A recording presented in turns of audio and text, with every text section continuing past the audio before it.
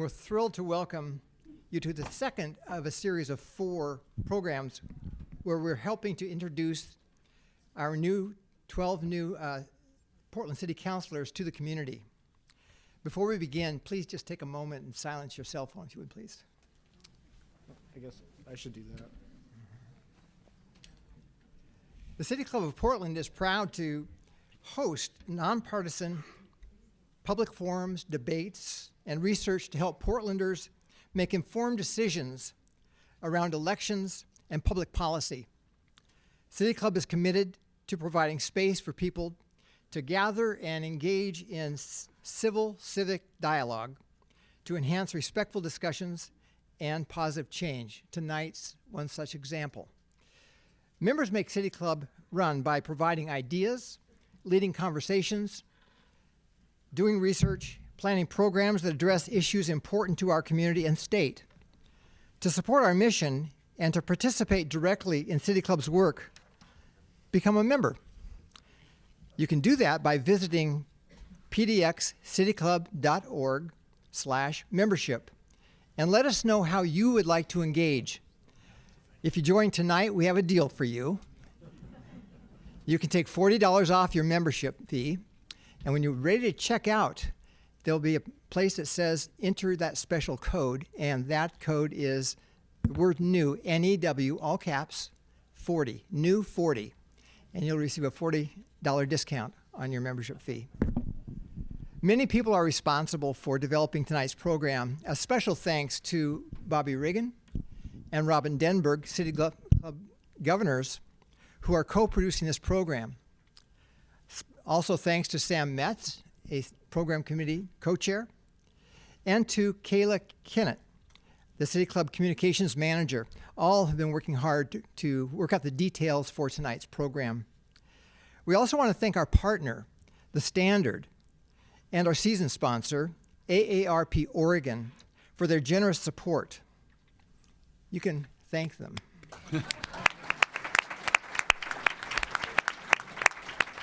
These programs are not free for the City Club, but we offer them free to you as a public service. We also want to thank our community partners, KGW News, X-Ray FM, and the District 4 Coalition for helping us reach new audiences for this important conversation. Now, please mark your calendars for several upcoming City Club events. Our next 2 events are going to be a continuation of the introduction of the new councilors. These programs, like tonight's, will take place on Tuesdays at 6. We'll meet District 3 councilors representing Inner Southeast Portland and a sliver of Northeast Portland on February 25th. And we'll wrap up this series on March 4 with District 1 councilors representing the outer east side area of the city. Now to tonight's program. With the adoption of the city charter changes, Portland moved Portland away from its long-time form of government. Using new ranked choice voting system, Portland voters elected 12 city councilors in November, with 3 councilors elected to represent each of the 4 new city districts. These city councilors were sworn in only a month ago. Tonight's program features city councilors from Portland's District 4, which covers the entire west side of Portland, as well as some inner southeast areas out about to Eastmoreland and Selwood.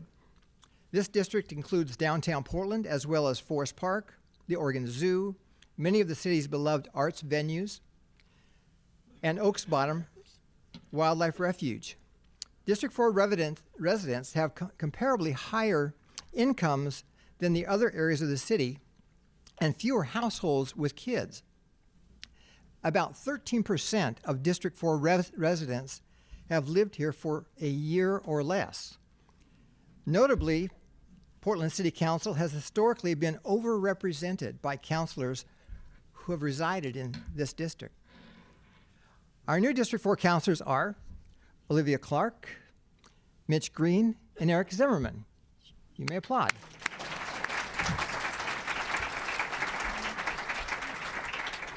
Sounds like Jeb Bush. Please clap. Each will tell you a little about themselves in their opening remarks. We're excited to hear about their hopes, dreams, and plans for District 4, but also for the whole city. And for councilors, thank you for sharing your time with us tonight and the community. Our program monitor is Sophie Peel, a Willamette Week City Hall reporter since 2021. Sophie has also covered state politics, including reporting in 2023 that led to the resignation of a former Secretary of State. She previously worked for NPR in Georgia. We're pleased that Sophie has agreed to moderate all 4 of our Meet the New Counselor series. We want to thank,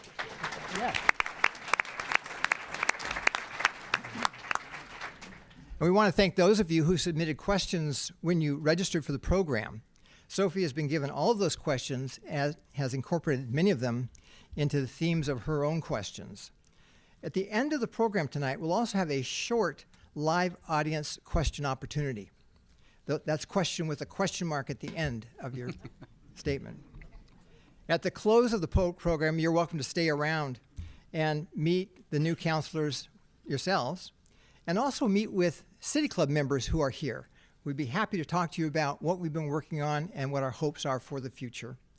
Now, join me in welcoming the new District 4 City Councilors.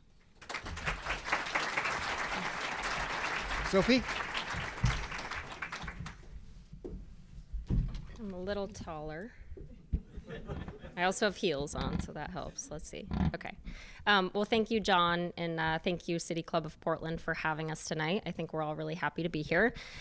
So just a little bit about the run of show. First 20 or so minutes, I'm going to be asking some specific District 4 questions. And then second 25, 30 minutes are going to be for citywide questions, and then we're going to transition to some live audience questions. We'll probably get to around 3 to 5 of those. Also remember that counselors will be staying after the show for about 30 minutes. So if you don't get your question answered, you can bug them after for a little bit. So first, I'm going to ask each of the counselors to just take a couple minutes to introduce themselves. If you could tell us just a little bit about your background, and then not why you ran for office, but what you think you bring to the council that others don't. I mean, don't throw your colleagues under the bus, but tell us why you think you're the right person to be on this council. Councilor Green, let's start with you. Thank you. So a little bit about me. I grew up in Portland. We moved here in like '87. I'm not going to use all my time on the long background, but my dad was a welder, proud union family.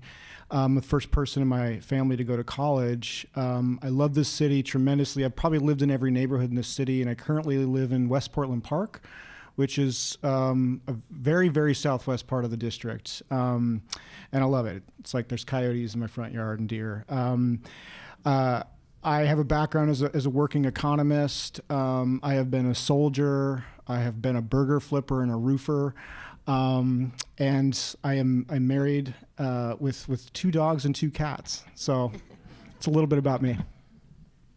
Thank you. Councilor Clark. You wanted me to say what? Oh, yeah. What do you bring to the council? Yeah, so I kind of gave away the lead there, but I'm an economist. Sorry, Olivia, you told me to stop saying that.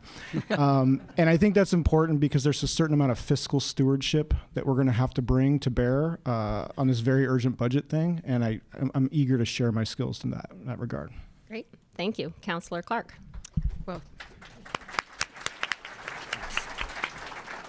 thank you, Sophie. And it's so great to see so many people that I know in the audience. Thank you all for coming. It's a full house. It looks great. Olivia Clark, District 4. I, like Mitch, I'm the first person in my family to go to college. I grew up in my dad's diner, was a waitress with the rest of my family working there after church on Sundays, and learned a real work ethic. So that's where I come from. I actually got a scholarship to college and then came to Oregon to go to graduate school to get my PhD in sociology, which was like, what was I thinking? But I learned coming to Oregon that I was really an activist and I wanted to get things done. And I saw problems that I wanted to solve. So that's where I'm coming from. I have a whole background. My whole career has been in Oregon. I've been a public and private advocate on a variety of issues, everything from affordable housing to the environment to good government. I worked for 3 mayors in the city of Salem. I formed a nonprofit to do farm worker housing. I eventually ended up working for Governor Kitzhaber in his first 2 terms. I was his liaison to all the cities and counties around the state. I worked on a variety of issues. And then I came to TriMet with a kamikaze mission, and that was to find the resources to build out the light rail system.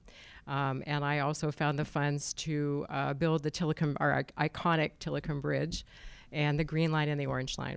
In my spare time, I was a long-distance cyclist. I don't have any time for that right now. And this summer, I actually had the opportunity to sing at Carnegie Hall. So I'm really, really happy to be here. I can't wait to sink my teeth into the issues that we have before us. We're just getting going. We're just starting our committees actually this week. Yesterday was the first of my committees, which is transportation and infrastructure. Mitch is also on that committee. So I'm really anxious to get going on solving problems. Where I come from, really a place of let's get back to basics. I want to fix things. I want to really restore the assets that we have that we've ignored in the Portland metropolitan area for way too long. So I'll leave it at that. Thank you. Thank you. And Councilor Zimmerman. Thanks, Sophie. Hi, everybody. I'm Eric Zimmerman. I am really thrilled to be here. I actually used to be on the board at City Club, and so now being a guest is an interesting experience. Thank you, Bobby. I was born in Portland. My whole family is still in Portland. My sisters have moved back since they went to schooling and whatnot, but born in Portland. I'm the product of a Portland Public Schools teacher. My mom taught actually in my district at Stevenson and then at Dunaway for an entire career. And so my connections, I feel like I've had since preschool in a lot of parts of this district. I went to school at the University of Portland, which is where I had an interesting entree into an important part of my life. I'm also a soldier like Mitch, and I went to ROTC and became an officer where I served as a battalion commander, lieutenant colonel in the Army. And I did that as a part of our Oregon National Guard, where I got to have kind of a concurrent career. And I think it's been a career that has helped me in local government. There is nothing like learning how to make decisions than that type of career over the last 20 years in our world. And so I think that is part of what I'm also bringing to City Hall. For those that know me, I've worked as a chief of staff at the county for 2 county commissioners, Julia Brim-Edwards and Diane McKeel. I've also, when I returned from overseas, I had an interesting assignment. I returned from overseas in 2022, and I saw the state of Portland, and I went straight to work at City Hall to start the recovery of downtown. And that really was my entrance into thinking I'm going to run for this seat, because I thought we had pointed the ship in the right direction, but we certainly had not crossed the ocean in any means. And so we had a lot of work to do. So I'm a gay man, a member of our LGBT community here in Portland. I think when you add the Army to that, it becomes a unique thing, and so I share it. I was part of those don't ask, don't tell questions back in the day, and I think that a few folks took sometimes a sharp tongue for certain things that were just right. And so I've appreciated, especially a number of people in the room who have helped me be in the right room at the right time to make some changes. And so when it comes to what I'm bringing to City Hall, I think I'm probably known for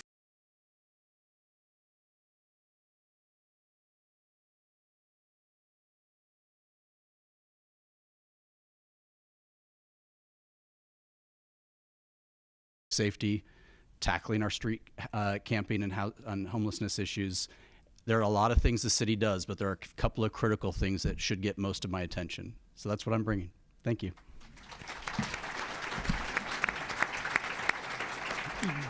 Okay, we're going to start with one very fast, light and fluffy question, because the rest of them are a little bit darker.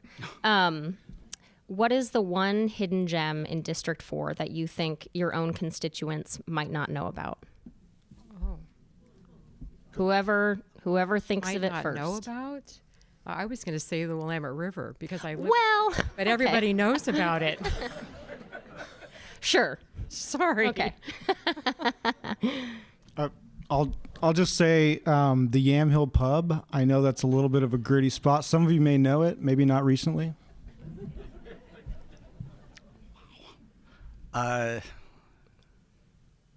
You know, I was going to do another pub. I got to not do a pub. We can't be all pubs up here.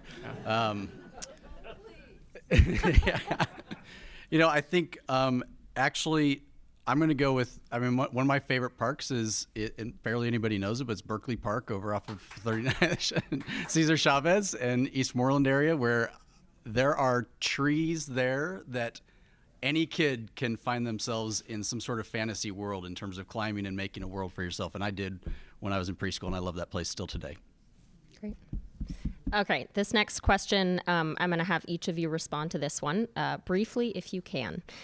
What do you see as District 4's most pressing issue? Not necessarily citywide, but specific to your district. What do you see as the most pressing issue? Councilor Green, we'll start with you. Yeah, I think it's the downtown vacancy rate in our commercial properties. Great. Brief. Nice. Wow. I would actually have to agree with the downtown trying to turn it around, but I don't want to just copy you.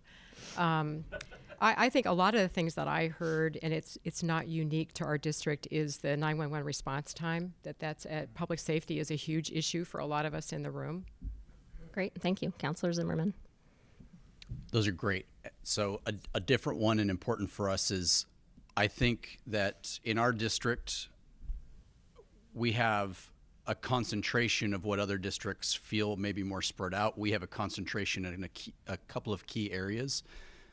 So when you see open air drug dealing and it's all happening at 4th and Washington, that is affecting us in downtown, and we get a lot of attention for that stuff. And so I think that's a problem, and it's also an area where our district, both regionally and nationally, is kind of representing the narrative of Portland in a way. And I think that's really important because our recovery matters for the whole story. Exactly. So, Councilor Green, you brought up actually the topic of my first question, which is that our downtown is our tax base for this entire city. And yet the latest findings still show that our vacancy rate in office space is at 35%. Which is just as bad as it was the year prior and the year prior and the year prior, back until the beginning of the pandemic. The former city council did, take some measures, create some incentives for businesses to keep their offices and their headquarters downtown. Didn't move the needle a whole lot. Same thing, they created a number of incentives to have commercial buildings convert to residential buildings. I think we have 2 buildings over 4 years that have decided to take that step, and it's actually a very, very pricey and a lot of times just doesn't pencil out. That's all to say, the former city council made some good faith efforts, and it has done very, very little. What do we do about that? How do we actually bring back traffic downtown? Councilor Green, we'll start with you. It's a great question, and I'll be less brief than I was last time. This is actually, I think, where I'm going to start as a framing goal for the Arts and Economy Committee. And I think, as the work ahead of us, Councilor Ryan and I co-chair that committee, you want to be very focused on this work. And for us, the problem is working backwards from our budget crisis. Well, we have a budget crisis because we have a revenue crisis. Well, we have a revenue crisis because everything's concentrated in downtown property values and so on and so forth. And so I think that before we go and change policy and maybe extend further tax credits, if that's even possible, I think we need to do some studying. And I think we need a new assessment of previous decisions to determine what worked and what did not work, because we have to really get the best return on investment for our dollars right now, because they're scarce. But I'll just tell you off the cuff, one of the things that I think we need to have a serious conversation about is, why do we not see asking rents correct and adjust to the new market conditions? If you remember your economics 101, if you have an excess supply relative to demand, prices are supposed to fall. We're not seeing that in our commercial rents. And there's a reason for that. It's a longer discussion, but we need to, if we're going to talk about public support for recovery, I want to talk about that with these commercial property owners. Councilor Zimmerman, I'm going to actually skip to you on this one, then I'll come back to you, Councilor Clark. But I'm curious, you were with former Mayor Ted Wheeler when his office was really working on trying to bring people back downtown and some of those efforts. So you saw a number of those efforts that didn't always have legs on them. What do you think is the right way to start this recovery? Well, I think we have started the recovery. In fact, while I don't know that we improved those numbers, as Sophie cited those, I do think that there were a lot of efforts that tried to stop the continual bleeding. And the difference is that we've held in a position where other cities have already started to recover back, and we're holding, and that's concerning, right? I do think that we were on a nosedive when other cities were holding, and so I think we brought ourselves up to holding. But we have a reputational problem. We have, of course, a vacancy problem. We have a problem in downtown specifically because it was designed in a way that doesn't include a lot of residences. The day in and day out foot traffic, just going to the market, going to a show, going out for a run, stuff like that doesn't exist as much in downtown as it does in the Pearl District or even South Waterfront, who had, as a district, they recovered more quickly than downtown. So if we're also the downtown, we represent the narrative for the rest of the community and nationally. I think a couple of things I've talked about is the city will not solve the conversion of office buildings to residential, but the city should be in a position that when somebody comes to us with an idea to do that, whether it's a current owner or a new owner, we need to be in the position to say yes, give it a try, go for it, take the risk, instead of having the permitting bureau be the allergic to yes and more comfortable saying no. So that's really important, because I firmly believe that the market will start to solve the downtown problem, but we have to be enabling that market to happen. And I don't know the magic wand to weave at it. The other piece is that we do hear that when other Portlanders, not downtown residents, other Portlanders or people in the Portland metro region come back to downtown for an event, a show, dinner, they are reporting a better experience than what they were expecting. And they're reporting a better experience than what they had the last time they were here. That matters, which means we keep putting our efforts toward things like the Winter Light Festival that's going on right now. We keep making sure that the Portland's Living Room lives up to that mantra, because those things do make a difference, and we share those stories amongst our friends. And it is a long slog. I do believe it's going to be a long slog, but the city needs to be in a position to always say yes.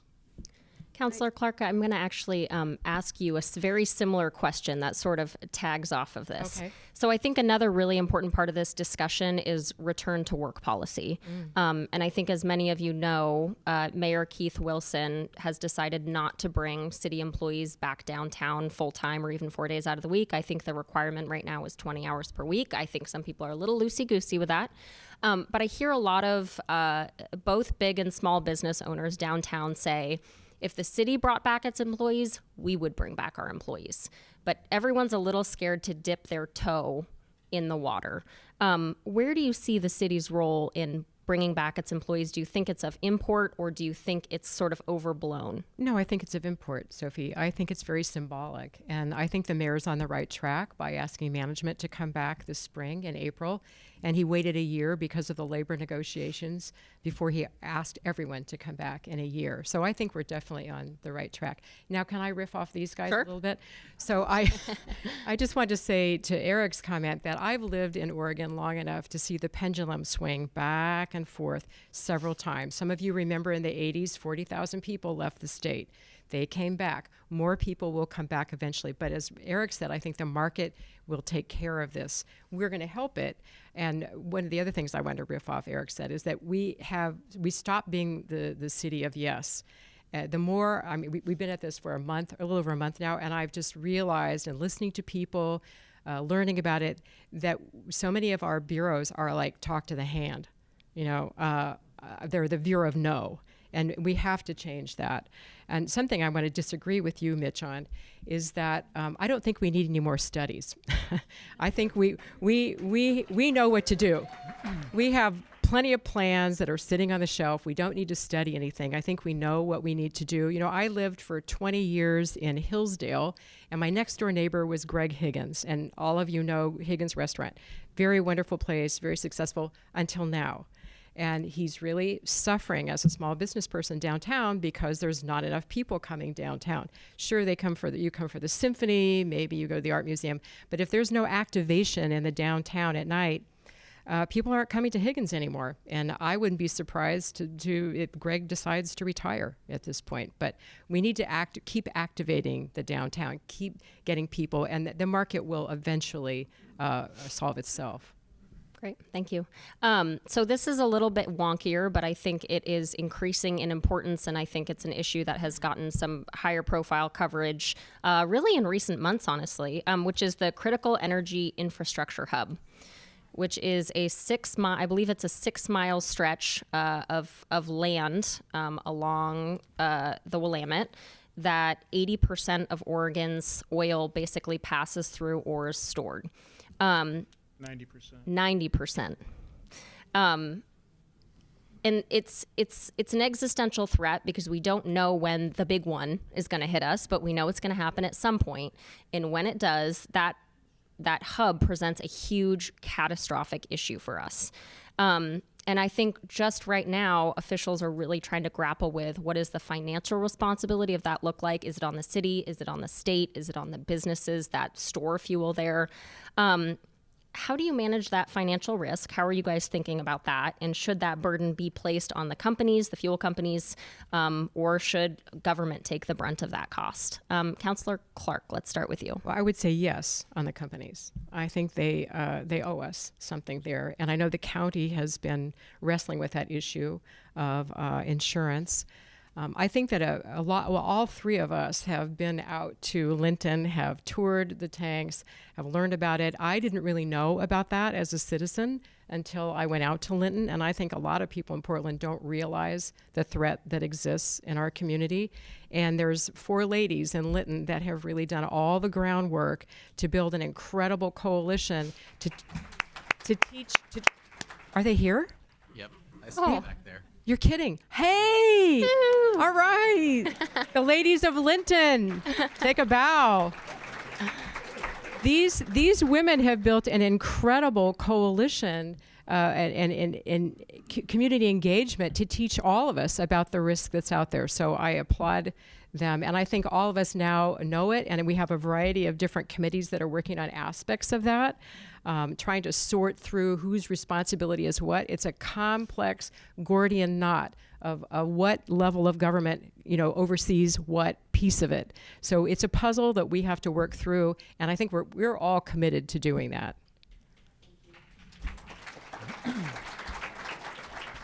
I think there's a fair amount of agreement on this issue amongst the 3 councilors, so we're actually going to move on.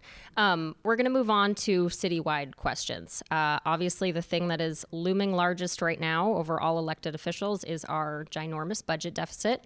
It's $100 million and counting, which is, a lot of times government will say they don't have enough money. We really don't have enough money this time. This one is real. And we are also probably going to tack on another 7 to 9 million because we just reached contract agreements with 2 labor unions. So we're looking at probably 110 million or more of a budget deficit. This is a tough question. This is the question, I think, of this year.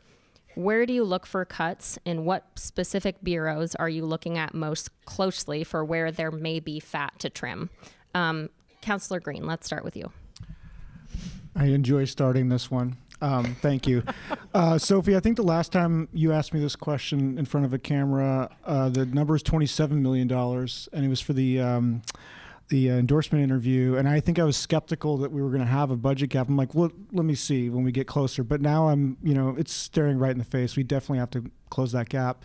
I think the first thing that I would say is I'm eager to see the first proposal that's due out at the end of February that's going to have the city administrator's hard look at the results of all of his bureau directors saying, here's what we can live without, here's what we need. I think that's the basis to start. I don't want to prefigure any cuts, but what I will say is that there seems to be a significant amount of growth in the administrative overhead in our city. And that's an area that I'll be looking at just across the board. I will say that I am not in favor of across the board cuts. I think that you need to be intentional on how you use your public dollars for a specific service delivery, and I want to emphasize service delivery. So when we were thinking about cuts, I don't want to cut so deep into some areas that we further take away our capability to deliver basic core services to the city, because that will set us back. That will be costlier later. And so that's going to be my framing, is saying we got to win back the trust of the public. You got to see roads being paved. If there's things that we can't live without, we'll put that on the back burner, but we're going to make some tough choices. So Councilor Green alluded to sort of what across the board cuts mean. So in recent budget years, when we have had a deficit, the police, fire, and then emergency communications bureaus have been exempt from those cuts.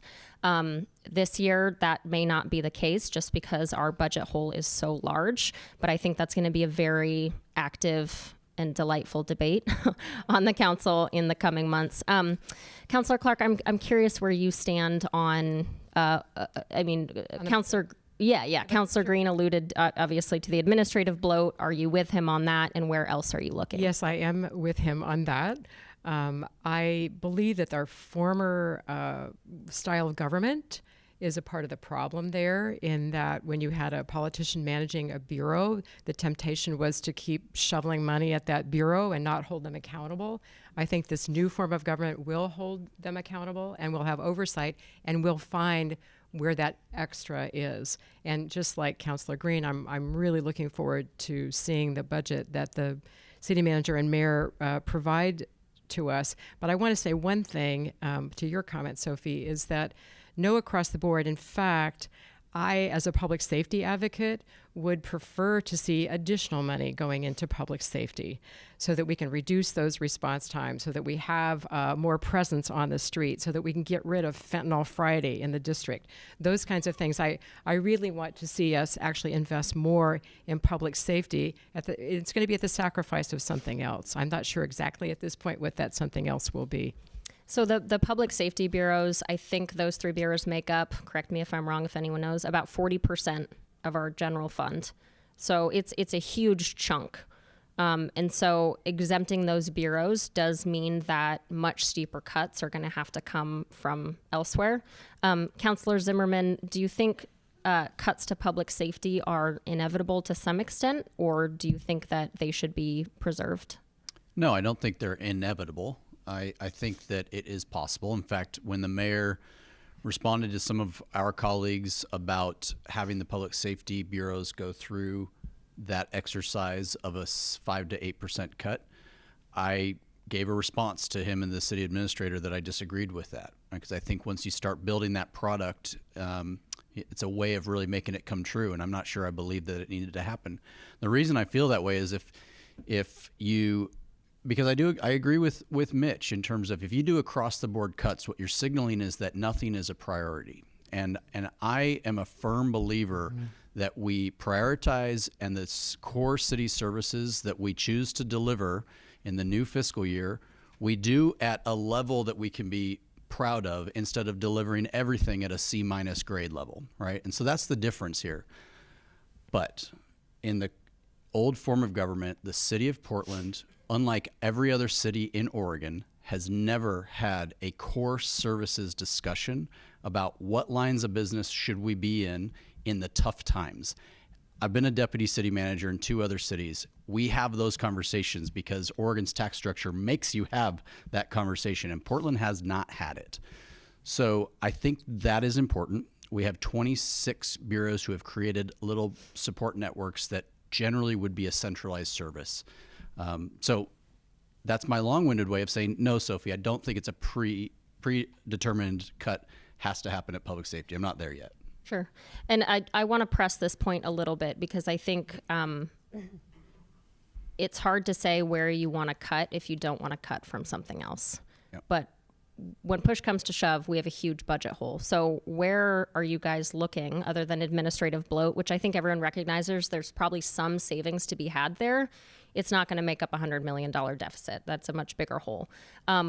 Where are you guys looking and thinking about, maybe we could drill into this specific area or bureau and potentially cut some services? Do you mind if I start? Sure. So I'm the chair of the finance committee for the city council. And so I am going to share with you what I have shared with the mayor and the city administrator. And the reason I say that is I have given him my guidance and where I'd like to see him work this budget to get a balanced budget. And it wouldn't be at this point appropriate for me to line item this group or that group. I have to wait until the real budget season. So I'm usually a pretty straightforward guy, but I need to follow some laws here and respect the chair I'm in. But the guidance I gave to the mayor was, I don't want 26 versions of HR to exist across this city. I want one version of HR to exist. The same could be said for communications. When the city communicates with the public, I want it to be the voice of the city of Portland, not the PBOT voice, not the water voice, not the police voice, not the civic life voice. That's incredibly important. These aren't areas that I would have called fat. These are people who answered the call. The bureaus set them up in a system, and they are doing great jobs. But after we consolidated, no consolidation in this new form of government has happened below the mayor or council level of our government. None whatsoever. The only consolidation that happened was in your elected representatives' offices. So that's not good.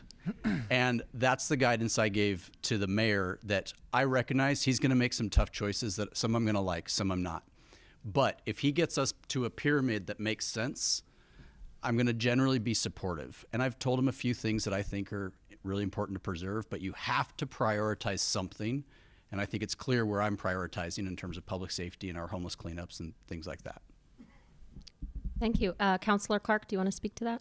I would just add that as the chair of the Transportation and Infrastructure Committee, there's not a lot of general fund there. There's a little bit, but they've been asked to look at cuts as well, and I'm going to be very sensitive to that because I'm very much back to basics. Exactly what Eric said is, what are the basic functions of government? It's to keep us safe. It's to give us clean drinking water, to keep our river safe from when we flush the toilet. It's all those basic kinds of things that I want to protect. But I'll be watching with great interest to see what the mayor and the city manager have in store for us. I'm glad you pressed the issue a little bit. So last year in the adopted budget, we provided $30 million of general fund revenue or general fund to Prosper Portland for overhead sort of outside of TIF district expenditures. It's a lot of money. And we've got a $100 million budget gap, so that's a third of that. And so I'm going to be looking at that area specifically because I think in the spirit of back to basics, like if we are putting off filling a pothole or repaving a street, but we are willing to sort of engage in a grant-making exercise that may or may not generate new economic activity, I think that moves us in the opposite direction of where our voters are at right now. And so when I said study earlier, I regret, I think I meant to do some oversight and say, did this pay off? But that's what that committee's for, and that's what I'll be looking at. Great, thank you. There is, I think, sustained frustration with sort of the state of our streets in Portland. I mean, we have a very persistent houselessness issue that affects both constituents and also the people living on the streets. It's a tough way to go, and I think there's the city and county have done a very, very poor job of dealing with that issue in any really meaningful way, despite there being a whole lot of money floating around out there. I think oftentimes as a reporter, I always hear that it's not as easy as you think it is, and the issue is very complicated, which I do understand. And I also think when we have, I think we're at probably $500 million right now in SHS dollars that have been expended or that are going to be expended in the next year. We need some movement. We need to see something. The county is our social services government. The city doesn't do that. However, we are part of the Joint Office of Homelessness Services, where we do put, I think it's around $40 million annually into that joint office to help tackle the issue. I'm curious, as city councilors, where do you see where you guys can have leverage with the county, but also in the joint office to actually make really meaningful change on our streets? Councilor Green, let's start with you. Yeah, I think, when we're in this budget cycle and we're asking for the mayor's asking for money for this, for his efforts, we get to ask really probing questions there and kind of drill into, getting some answers from the joint office, getting some answers from our new homeless czar position there. I would like to see some engagement on that, but I have a lot of fact finding to do, and I don't frankly understand how things are so complicated. I was at a Salvation Army last night, and the folks who are volunteering there were saying that they got to wait on hold for 30 minutes with 211 just to interface with that. I mean, I'm going to be looking at sort of understanding how that system is broken and how we can smooth that out. But I look forward to seeing what my colleagues think too. Thank you. Councilor Clark? Now, I don't have an answer to how we deal with the county. I would punt to Eric on that. But I do want to say, I'm going to pick out somebody in the audience here who today brought a really great idea to me, and that's Darlene Garrett from the District 4 Coalition, who mentioned, why don't we go to the neighborhood associations, all 32 of them in District 4, and ask them to engage in where we could be housing people, where we could set up shelters, that they know their neighborhoods better than, well, you know your neighborhood better than anybody else does. Why don't we ask for neighborhoods' help? But as far as the county goes, I feel a lot of frustration around the fact that we've spun our wheels for so long. We don't track people. I mean, I used to think it was easier for me to get on Airbnb and find a place to stay in Mongolia than it is to find a place to stay if you're homeless at night, because there's no system, there's no tracking. But Eric's going to take care of that, because Eric has a new job as a city councilor, as our liaison, and he'll describe it to you. So Councilor Zimmerman, for those of you who don't know, has had the pleasure of being both on the city and the county side of the issue. And not a lot of people sort of get insight into what's happening, because it's in recent years, I think it's gotten better, but in the past 5-10 years, there's been a lot of blame thrown from the county to the city and to the city and to the county. Eric, Councilor Zimmerman, sorry, I got to break that habit. That's okay. What's wrong? Take it away, Eric. In 30 seconds or less. Yeah, great. That's the problem. We have to solve things in sound bites. So a couple of things. So I'm sitting on the council's Housing and Homelessness Committee, and today I asked the chair of that to bring forward a deeper dive into this new IGA that the city and county have signed, because even on the inside, I'm only so much familiar with it to what was signed by the previous council, and it's time for our council to get up to speed with exactly what we're asking of the county in terms of what we expect in terms of deliverables or changes in metrics, so that we know and we can answer fully in the years to come whether or not that relationship continues. The public in Portland, the Portland region, is incredibly generous. Right, the amount of money that SHS has raised for this out of the pockets of everyday Portlanders is a lot, and I think we have to show a difference on the ground, on the street, in people's experiences, or they're going to lose faith in that. And Metro would have no chance of passing that today if they came back for a renewal. And I do think it's important, because I do see a path. I do see a way in which we can get ahead of this. Couple of things I think need to happen. Portlanders have got to demand a change in the dogma that drives the industry around service and nonprofit providers and what we consider to be important. And remember that Portlanders are also one of the clients in this equation, and that really, really matters. It is okay to say there is a line in the sand when it comes to how permissive we're going to be about certain types of behaviors.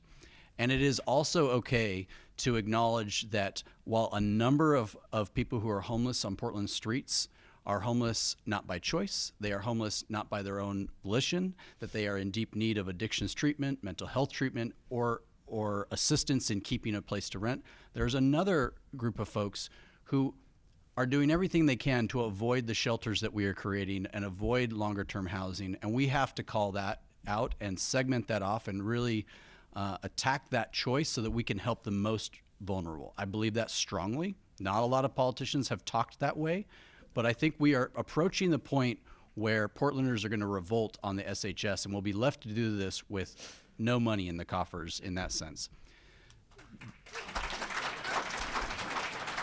Hey, can I ask Eric a question? So Eric, are you implying that we have an enabling culture? She's a terrible and wonderful teammate all at the same time. I am, as you get to know me, I I'm going to work hard not to step on it with the way I speak, but sometimes I get a little direct, and I'm not trying to use any language that spikes anybody's feelings, but I've been on both sides of it. I have also seen a significant change in the perspective that is driving the county's work and driving the city's work, and so it is taking hold. We just need to continue, Portlanders, to think about it. I returned to the county in 2023 when Julia Brim-Edwards took office. It was my third day, and Sophie's paper brought me an article that said we were giving out foil and straws for fentanyl. And I texted her colleague. I said, I'm going to kill that within 3 days. And he joked, he goes, that's the county, brother. There's no way. You're not going to kill that program. And with Commissioner Brim-Edwards and me as a team calling out silliness where it exists, it actually was a voice where Portlanders were like, this makes no sense. There is a level of, we've gone too far in our mission creep of trying to help people that we actually were doing a lot of bad. And I'm using we, collective we, where we hear from people who've come out of addiction, who are in recovery, and will tell us that was a terrible strategy. And we have to admit that when those terrible strategies lay on our table and stop them. Yeah. Can I just tag onto that a little bit, because I've got a different. I tend to usually have a different view than these two on this issue, but I think that there's a lot of overlap, and I just want to highlight that area. I do come from the kind of housing first and evidence-based, more compassionate end on this, but I think we can all agree that when you see a silly system, you should flag it and say, why is this there? And one of the things that comes to my mind is that when folks are freezing on the street and they say, I'm ready to go inside a shelter, we can't transport them. Our method of transporting them is calling a Lyft. That's absurd. These are public dollars. That should be a public function. So I'm very interested in strategies where we can say, we got a transport fleet. You're ready to go. Let's get you there. Zero barriers. Thank you. Okay, we have time for one more question before we go into live audience questions. So this one is taking a little bit of a step back, and I know we hate to talk about this, but our new president is handing down a lot of executive orders that are already affecting the state in some way or threatening to affect the state. And we're not really sure how they're going to trickle down to Portland, if they are, and what that will look like and when that will happen. But I think it's sort of an existential threat that everyone is we're just on, we don't know what to do with it. We don't know when it's going to hit. I'm curious, and I think I've talked to a couple of you guys about this, but how do we sort of strike the balance of not giving, not kind of stoking the drama that I think Trump likes, not overreacting to sort of his proclamations if they're not actually going to have an effect on Portland. We don't want to become, he likes to beat on us. And I think we are always like one sentence away from that. How do we not stoke the fear? And how do we also take the potential threats very seriously of how this could affect our city? How do we thread that needle? Councilor Clark. Well, we are tracking every federal dollar that comes into Portland so that we know what the risk is. We're getting prepared for that. But I think I don't think we're being overly dramatic about anything. I think we're really kind of keeping our heads down. I've talked about all of the council members, whatever differences we have, that we really link arms, that we show that we can work together, that we're successful, we're solving problems, that we do the same thing with the county, with Metro, with the state, that we have arms linked so that we're prepared for what's coming. If anything comes, you're right, Sophie, we don't know if anything will come, that we don't overreact and we don't have a lot of drama. I mean, it's really hard for all of us, I think for me, every day to read the news and to see, what's the latest fire drill in Washington, D.C.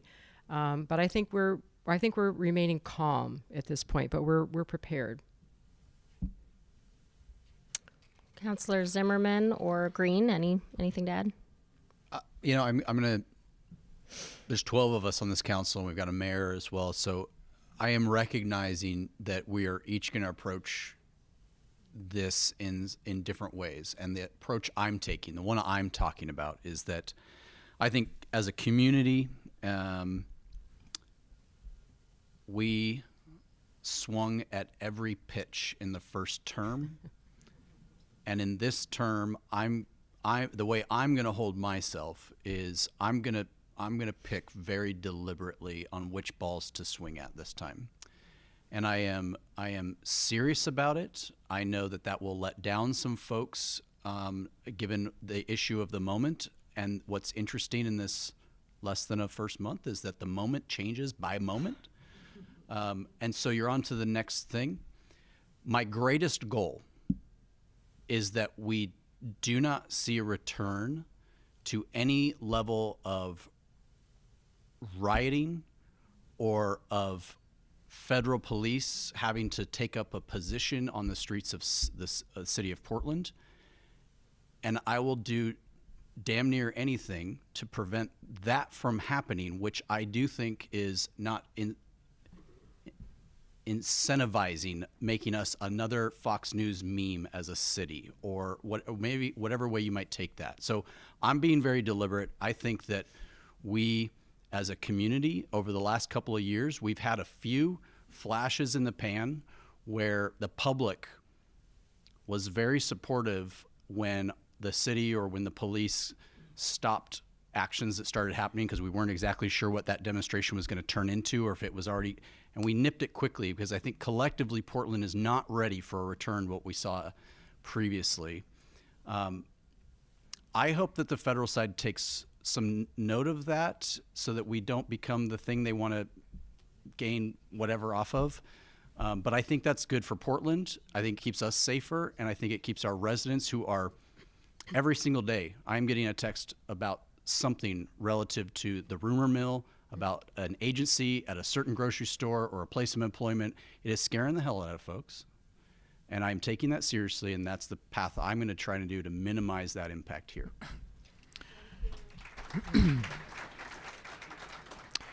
Yeah, I mean, I think I definitely have a lot of faith in my colleagues to use their judgments to sort of say what's the best leadership stance I can have in this moment. I mean, because a lot of people are scared. I know that the council president and the mayor, I think, have set a tone that's right, that we need to kind of slow down a little bit and maybe think about how coherent our messaging is. But it's more, from my perspective, it's more than just slogans right now. It's about stepping back and saying, how do I support the immigrants in my district so that way they know before there's an issue,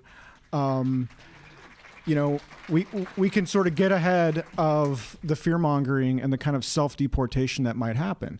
That's a big issue for me. I also think that no matter what we do, Trump has his eye on us, and that's something I kind of hold in my mind at the same time. So I think he's got it out for us anyway, and we can be cautious, but eventually, we're always going to be a target, and so we need to be thinking about how we are going to position ourselves should that happen. But I agree. I don't think the activist community is in the same place that they were before. I think a lot of people burned themselves out in those years and realized they had no effect. And so I'm pretty interested to see how strategies might change to a more pragmatic and practical solution. Great, thank you. Okay.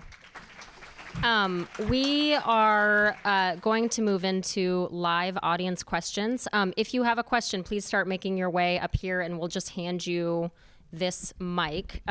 Really quickly, if we don't get to you, again, the counselors are going to hang after for about 30 minutes, so you can bug them then. Also, please keep your question, including the preamble, to 30 seconds. We want to get through as many as we can. And also, please introduce yourself when you ask your question. And if your question is just for one of us, tell us. Yes, also that. And we'll probably try to limit, only one of them will respond. I will be the gavel holder on that one. I get to hold it. Oh, you get to hold it. Okay. Hi, I'm Sarah. My question is kind of spinning off of the last two questions that were just asked. I do a lot of homeless outreach of marginalized genders, people of color, who are much more hesitant about accessing our shelter system because they've experienced harassment and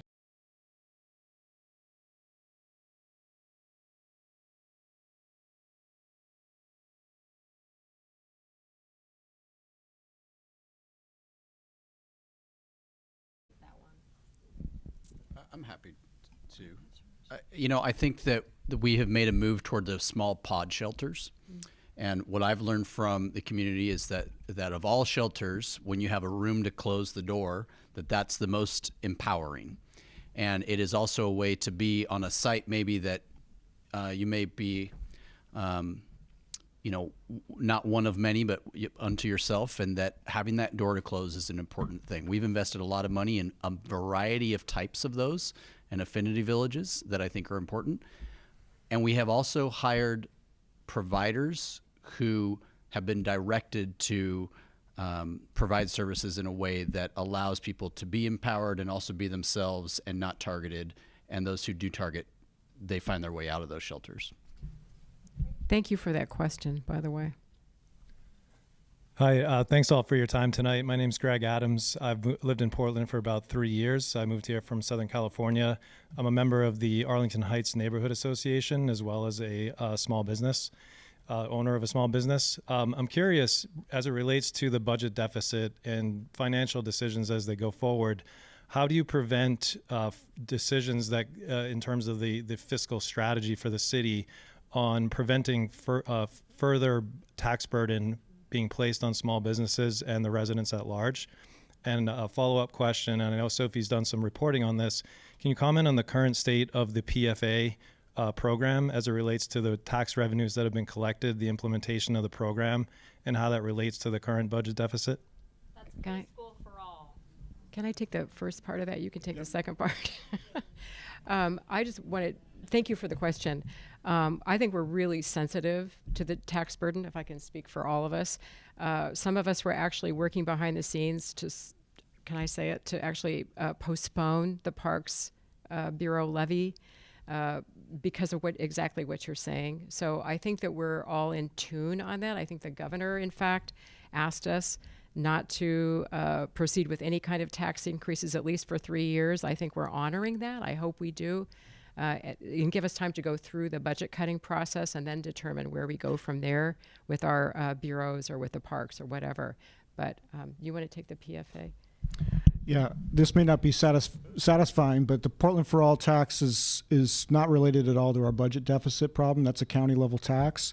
My general principle is that it's really not great when you have a tax that accumulates faster than you expend it down, because people start to say, well, what the hell's going on here? What was this for? I will also say that per the sort of language of that ballot initiative, they're on track to meet those goals, but I would love to have a conversation with the folks there at the county to say, can we go faster? Because we have the expenditures and families are kind of waiting. So, yeah. Mm-hmm. Right here. Stand where I can see them, if that's okay.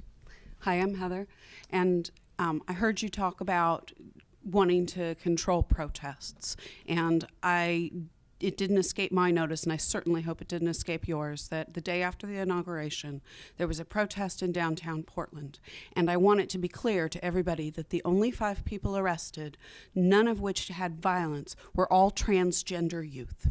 And so how is Portland and the City Council going to, with Portland's long, proud history of activism and support for marginalized communities, going to protect our youth that are out there expressing their First Amendment rights? I actually had friends at that protest. I wasn't aware of the arrests. I didn't know that. They didn't tell me. Yeah, all 5 were transgender kids. Wow.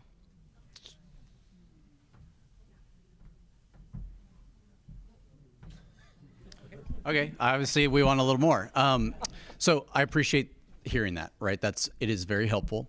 I also, I have a lot of faith in our police chief, Bob Day, and I believe him when he tells me that he is going to allow as much First Amendment's expression to occur, but that when the law is broken, when vandalism happens, that he has taken an approach that is more strict than we've seen in the past, and that he is going to enable First Amendment expression, but there is a line when it crosses over. And so I don't know the details, and you know, it was even before we took office, because we were also on that ballot, but I appreciate it.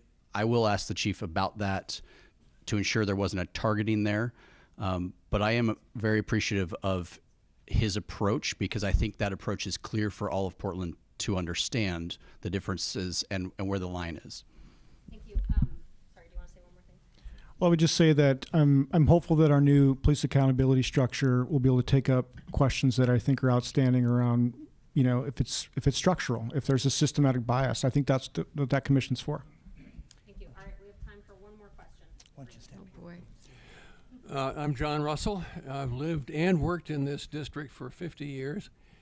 As a preamble to my question, I hope you realize that an enormous group of grassroots people, all the neighborhood associations and all the homeowners associations have endorsed the restoration of the Keller. The question is, did you realize that this started with a historic agreement among the county for the metro for 200,000, the city for 200,000, and an equivalent amount in private sector donations? No, I wasn't aware of that, John. I don't think I was aware of that, but I totally support your efforts, John, on the Keller, and you know that. It did happen. Yeah. Good. Okay, I was told last time that I should lighten the mood a little bit, so I'm going to sing. No, just kidding. I'm not going to sing. I have a fun question. Now that you guys have taken office, is there something that you're doing for fun or a new hobby you've taken up, or do you punch a wall? Like, what's your relaxation thing? Really? So I've gotten back into home improvement, which I used to hate because I was compelled to do it and I had to do it. And now I'm like, this is a nice little way to. So I put a new sink in my bathroom this weekend, fixed a toilet, added a bidet, and that's great. That's great. Well, I'm actually trying to escape through reading. So boring. But I'm reading about the third voyage of Captain Cook, which is really an amazing book, and it's very niche. It doesn't have a happy ending, but the author is actually coming to speak in Portland at the I think it's the Literary Arts series, or no, the Historical Society series. So it's a great book, everybody. But it's kind of a sad ending. Sorry, this has inspired me to share my current reading since I think it's wonkier than yours. It's called Persian Boy, and it's about Alexander the Great's eunuch. Oh my God. It also does not have a happy ending. Wow. Okay, how many readers of the Willamette Week are in this room? Can I just see some hands? Okay. So no. I just want to ask Sophie, since she likes to report on my snacking choices in her paper about my Doritos, which one she'll choose. I get to eat one? You get to have one. Just one? You can have them I both. was just kidding. Thank you. That's very nice. So I wrote a story about, I think it was a story about the council president vote. It was a very long, it took like 6 hours. And the one thing I wrote about Zimmerman was that every time I saw him in the hallways, everyone else was like running around and, having these little powwows. And Eric was just eating the whole time. He ate lasagna, he ate Doritos. So I wrote about it because I was like, if I had seen him do anything else, I would have said that, but I didn't. And I don't think that makes me sound like I wasn't involved. I don't think I've ever received more feedback on a story than I have about that specific line. Yeah, we're desperate for humor. Right? Well, thank you all. John, I think you've got some closing remarks. Thank you.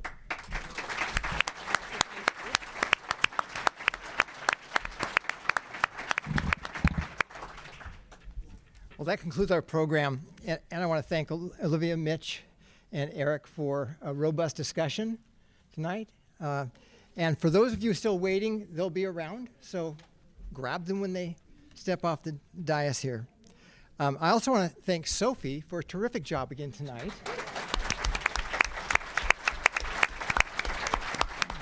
And to our sponsors, The Standard and AARP Oregon. And I really want to thank all of you for being engaged in this discussion, for being polite, for asking good questions, and being ready to engage with these issues. I have to tell you, City Club has been engaged in many of the issues you heard tonight. For example, we issued a report about 10 years ago on earthquake resilience, and it included the Linton area and some recommendations for that. So you might want to dig back in those reports. That's what we do. On the revitalization issue, stay tuned. We've got more information. If you'd like to engage in those issues, many of which you've heard tonight, consider joining City Club. The next event is going to be on February 25th of the Meet the Councilors event, and that'll be District 3 in Southeast Portland. Again, thank you for being here. Remember, when you go to the code to join City Club, put in new, N-E-W, all caps, 40, and you'll get a discount. Thank you. Good evening.